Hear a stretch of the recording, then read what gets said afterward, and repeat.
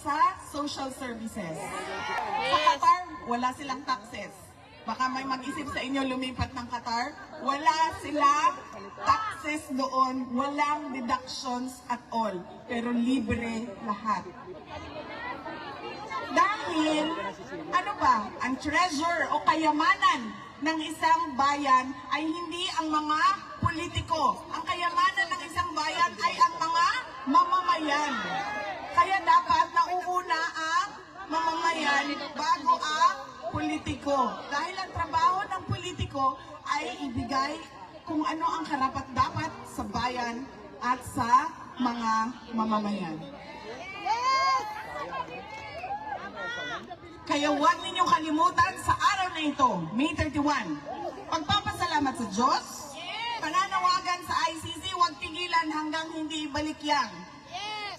Patay digong natin. At pangatlo, panawagan, demand sa gobyerno ng Pilipinas, ibigay ninyo kung ano yung karapat-dapat para sa taong bayan at sa bayan.